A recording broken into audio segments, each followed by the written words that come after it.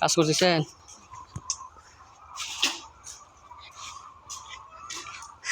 যাক ডেরি উঠেছেন, ডেরি করছে না?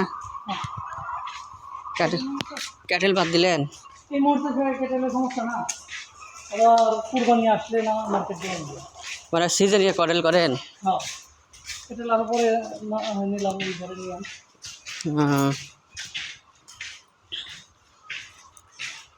এখন দুধ কেমন হয় আপনার এগুলো? 55 লিটারের মতো টোটাল। কয়টায়? 4টায় 55 লিটার দুবেলা। এটা কয় লিটার হয়? এটা 15 লিটার। দুধ বিক্রি করেন কত করে? 70 করে? তো ভালোই আছে। এটা কয় দাঁত করে এগুলো? এটা 6 দাঁত। গরু সব কিনা গরু তা? সব কিনা না, বাচ্চাগুলো তো সব আমার। না ওইগুলো। হ্যাঁ, এগুলো কিনা।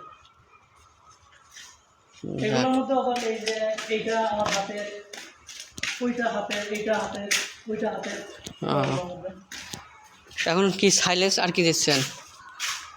সাইলেন্স, কাঁচা ঘাস, অল্প খড় আর মিক্সার। মেডিসিন থেকে সব আপনার এখন ডিসপেন্সে বানা দিচ্ছে একবারে লাগে না? আপনি সব এই যে একটা জিনিস, এই যে ঠ্যাঙ্গের যে ইয়াটা ফাঁকটা, যে ওইটা এটা ফাঁস থাকলে গরু জানে নাকি? এই সেরকম সূত্র তো আমি এর আগে পাইছি না, আজকে দিলেন। এই যে বুঝছি, পুরা থেকে যে ইয়াটা। বুঝছি। কি মানে ফাঁস থাকলে বড় থাকলে গ্যাপটা যত বড় থাকবে তত বড় কে বলে গেলে গরু যেগুলো বড় গরু এগুলো তো এটা বড়। শোনেন একটা কথা কই, এখন ওইটার কথা আলাদা, কথা বুঝছেন? এখন মেন কথা কি, আগে জাত দেখতে হবে। দেখেন একটা কথা বলি, ধরেন এই যে একটা গাভী, এর গাভীটা যদি পেটে বাচ্চাটা হয় তাহলে নিশ্চিত আপনার ভালো হবে। এখন আপনার ছোট গাভী দিয়ে বা আপনার ওর জাতি, হ্যাঁ এই দেখেন, এই যে দেখেন, এই যে দেখছেন, দেখেন আপনি দেখেন কত ব্যবধান জাত, আপনি বুঝতে পারছেন?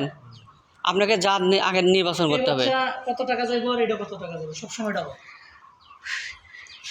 আপনি এটাই প্রমাণ দেখেন, আপনি যে বললেন, আপনি এখনই দেখেন যে এর গাভী এটা আর এই বাচ্চা, তাহলে এই গরুটা দেখেন, আপনি নিজেই বুঝতেছেন যে কী হবে। আগে মার চিন্তা করতে হবে, মা দাদি এদের জাত নির্বাচন করা লাগবে। কেন গাভী খামার করার আগে জাত নির্বাচন, কোন গাভী দিয়ে কোন গরু দিয়ে আপনি কিনবেন। বলি যে একটা ভালো মেয়ে পাওয়া সহজ, তার চাইতে অনেক কঠিন একটা ভালো মানের গাভী পাওয়া। হ্যাঁ, অনেক কঠিন, অনেক কঠিন। আপনার ফার্মে আসলে খুব ভালো লাগে। আমি ভাবছি আজকে যে মনে হয় যাবো তা মিলাই দিছে। যাক, আল্লাহ পাকের ইচ্ছা ভাই, খুব ভালো লাগলো। সিস্টেমগুলো খুব ভালো লাগে না? কি এসিআই খাওয়ায় না? এসিআই খাদ্য, ওরা কি প্যারাগন? আপনার কি কোনো মেশিন আছে? মেশিন দিয়ে দুধ দোয়ান? একটু ধরেন চলে যাবো। এটার বাছুর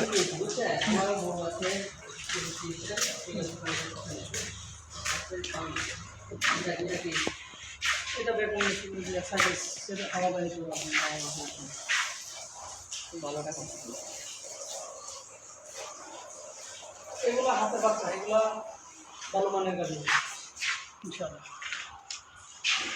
আপনার এই বাছুর কবে হয়েছে? হ্যাঁ, এই যে খড়ের ভিতরে দেন। হ্যাঁ, এটা হচ্ছে 18 দিন হয়েছে। কোনটা করতে? এটা করতে দুধ ভালো তো।